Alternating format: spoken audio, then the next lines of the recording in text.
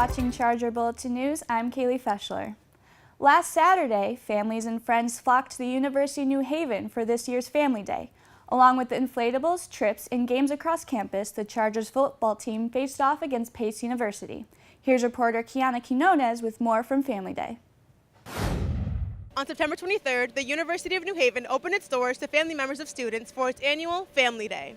The university offered families free meals as well as a plethora of awesome activities. We stopped by several events to see how families were enjoying their time. We are the ones who plan out Inflatable Fun Fest, and we get 4 big inflatables and a balloon artist, and we have this event so that smaller children and families can enjoy their time here. Yeah, it happens every year, so a lot of pressure, but I think it turned out okay. Yes, it's my first Family Day, my first visit to UNH. It's a beautiful campus, and I'm enjoying the day. Same thing as Keisha said. Not my first visit to UNH, but it's a beautiful day. This is a great event for the kids and the family. We're having a great time. We're looking forward to the women's soccer game tonight. We're a big soccer family, and we're going to go get some photos taken now, and then we're going over to the football game. This has been Kiana Quinones reporting for the Charger Bulletin. During the football game, the University of New Haven Love Your Melon crew was hosting their second annual Chargers Go Gold event. Chargers fans were encouraged to come to the game wearing gold to recognize Childhood Cancer Awareness Month.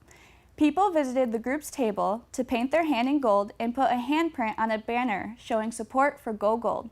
Participants were also educated on the mission of Love Your Melon and were able to participate in a photo challenge and have their picture taken holding Go Gold signs. The University of New Haven Police Department reached Tier 1 accreditation from the State of Connecticut Police Officer Standards and Training Council. The process to earn accreditation, which started in 2014, was led by Lindsay Michaels, an alumni of the university. She worked under the direction of Chief of Police Tracy Mooney to update the department's entire catalog of policies. All officers employed by the UNHPD have been trained with the State of Connecticut Police Officer Standards and Training Council Academy and have full arrest powers under the City of West Haven. And now for your Charger Sports update, here's Cameron Hailey. Thanks, Kailey. The New Haven Chargers football team defeated the Pace Setters on Saturday 21-20. The Chargers are now 3-1 in the season with a 9-0 record against the Setters. Chargers got off to a slow start, being down 14-0 with 4 minutes left to go in the second quarter. After a touchdown pass from Ajay Patterson to Ryan McCarthy that put the Chargers within 7, Patterson connected with Devin Martin for a 42-yard touchdown, putting the teams on equal footing. New Haven finally got ahead of the Setters, but only to come back dangerously close to the end. After a touchdown and a botched extra point snap, allowing defensive back C.J. Anderson to prevent a tie, giving the Chargers a win. New Haven returns to Delacamera Stadium on Saturday, October 14th against the 2-2 Stolen Hill Skyhawks. Now we go to men's soccer, who won their first game of the year on Tuesday against the American International Yellow Jackets. The guys edged at a 2-1 victory over the Yellow Jackets with a game-winning goal scored with only 33 seconds left by junior Sukricha Dudek. New Haven struck first in the 33rd minute when Dudek tapped a one-time pass to the left side of the net from sophomore Pablo Perez. New Haven had the edge on shots, 15-10 on the day, with 6 of those shots on target. Goalkeeper Stefano LaRusso finished with 4 saves on net for the Chargers. The University of New Haven field hockey team fell to Pace University 6-0 at Delacamera Stadium on Thursday evening. The defense was tight to start off, keeping an empty scoreboard for the first 20 minutes of the game.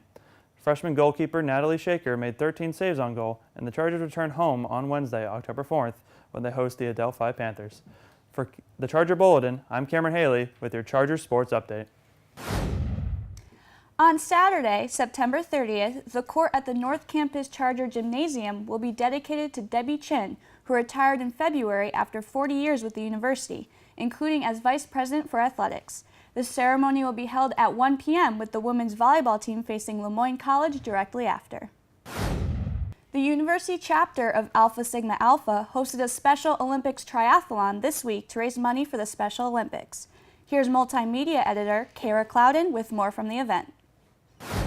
Special Olympics is one of our 4 national philanthropic partners, so we did a spin-off of 3 of their classic games, bowling, a triathlon, and rhythmic gymnastics in an event called Alpha Olympics. It got a lot of the campus community get together to either participate in the events. We had people watching the events that were stopping in the quad to see what was going on. We had people today coming up and talking to us as we had our closing ceremony.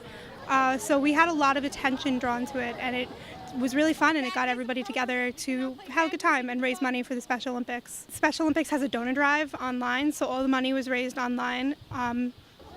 Goes directly to the Special Olympics. I don't touch any of it. Yesterday's event was rhythmic gymnastics. That was hysterical. They were all tasked with 1 hour to create an event to any song that they wanted as long as it was appropriate.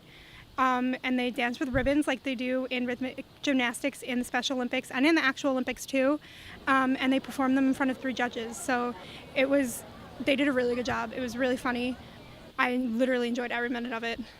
Thank you so much, ASA, for hosting these Special Olympic events. This has been Kayra Clouden for the Charger Bulletin. That's all for us here at the University of New Haven.